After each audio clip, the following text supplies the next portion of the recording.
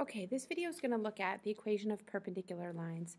So first, before we start, let's kind of define what perpendicular lines are. You probably have an intuition already, but perpendicular lines are going to be lines that intersect to form right angles. Okay, so perpendicular lines are simply lines that intersect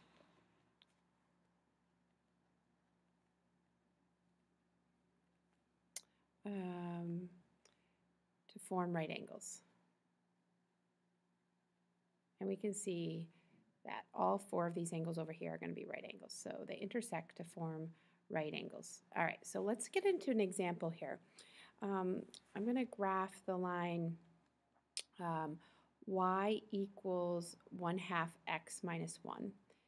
And then I'm going to graph the line y equals negative 2x plus 1. I'm going to look at the result of what happens when we graph these two lines, okay? So here's your graph paper, and I'm going to graph the first one.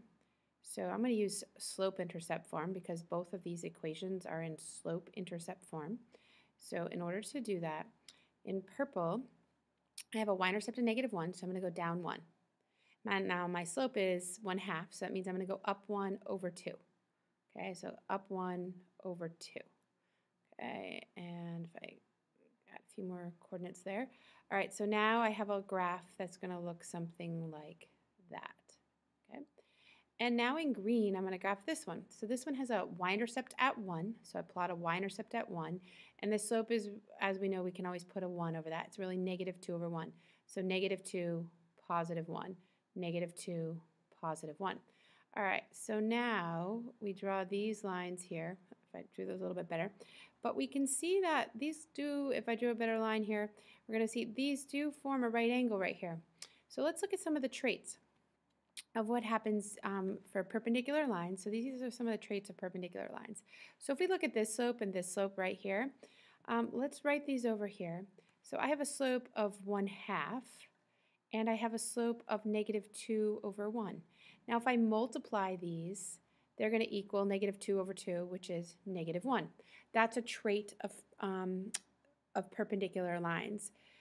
So we can draw the conclusion that two non-vertical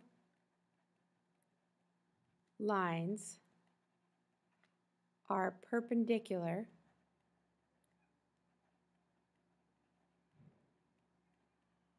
if the product of their slopes is -1. Okay, that's one way to look at it. Virtual faculty.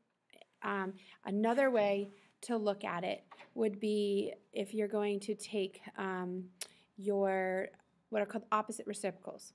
So perpendicular lines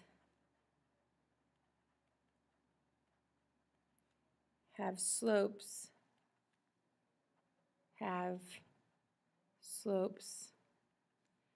that are opposite reciprocals. So by that, I mean, so reciprocal, R-E-C-I-P-R-O-C-A-L. Okay, so for example, if I take 1/2 and I flip it and make it 2 over 1, and then I take the opposite of that, if this is the case, then those are perpendicular lines. So we have two traits we want to pay attention to. If lines are going to be perpendicular, you could either look and see if they're opposite reciprocals, or you can look and see if their product is -1. Okay, so let's dive into an example here. Let's look at these two examples and see, let's classify if these lines are either parallel, perpendicular, or neither. So we're going to look at this line. 4y equals -5y plus 12, and y equals 4/5 x subtract 8. We want to know if lines are parallel, perpendicular, or neither. Okay, so to start with for this one, I like to compare things in slope-intercept form. So I'm going to write each equation in slope-intercept form, and then I can compare the slopes. So I know they're going to be the same if they're parallel, and I know that their product is going to be -1 if they're going to be perpendicular, and if they're not the same, and if their product is not -1, then it's neither. Okay, so to write this equation in slope-intercept form, the first thing I'm going to do is divide both sides by 4. So if I divide both sides by 4, that's going to give me y equals -5/4 x plus 3. Okay. Again, I'm going to be paying attention to the slope of this line and how it compares to the slope of this line over here. Well, nice and easy, this equation over here is already in slope-intercept form, so I can compare these two. So now if I take these two out and I compare -5/4 and I compare 4/5, I can see that the 4 is going to cancel, 5 is going to cancel, I'm going to get -1. Or if I take -5/4 and I flip it and make it 4 over -5, and then I take the opposite of it, I get 4 over 5. And so I can conclude that the lines are perpendicular. And the symbol for perpendicular is this. It's a little upside down T, the symbol for perpendicular. Okay, one more example. We're going to write the equation of a line, of a perpendicular line. So what I'm going to do, I'll type this equation out for you so it's a little faster here.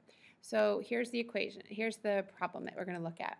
You're going to write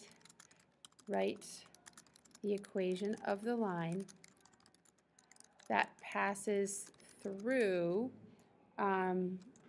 2, 4 and is perpendicular to y equals 1/3 x minus 1. Okay. All right, so there's our problem, and we need to write the equation of our own line. So before we start, let's just kind of think about what this is saying to us. So then we can see at the end if our answer seems reasonable or not. So we've got the coordinate 2, 1, 2, 3, 4. I have the coordinate 2, 4. So the line I want is going to be pass through 2, 4, but it's going to be perpendicular to this line. So I'm going to graph this line in purple. So this line in purple is going to be -1 down here. And then up 1 over 3 is going to put it here. So 4, 5, 6, we'll put it there. So back to purple, I would go up 1 over 3, up 1 over 3. Okay? So I'm getting a line that looks something like this. Okay? And my line that I'm going to draw in black needs to go through this point here and needs to be perpendicular to this line here. So to me it looks like I'm going to have a y-intercept up in here, and I need to find the slope. Okay? All right, so I want to do point slope form. So I know my point is 2, 4, but I need to know what my slope is. Well, my slope is perpendicular to this line over here. So the slope of my this line right here, we know is 1 over 3. So if I have a slope of 1 over 3, I'm going to take this slope, flip it, and make it -3 over 1. Okay? Because I want to flip it. This was a positive slope, so this is negative.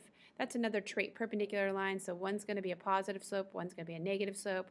You take the fraction, you flip it. So I need to have a slope of -3. Now I'm going to use point slope form. So I'm going to say y minus 4 is going to equal -3 times x minus 2. All right, so that's going to give me that y minus 4 equals -3x plus 6. So if I add 4 to both sides, I'm going to get y equals -3x plus 10. Okay, and that makes complete sense because I was having a y-intercept up here, 1, 2, 3, 4, 5, 6, 7, 8, 9, 10. Perfect. That does look like it had a y-intercept of 10.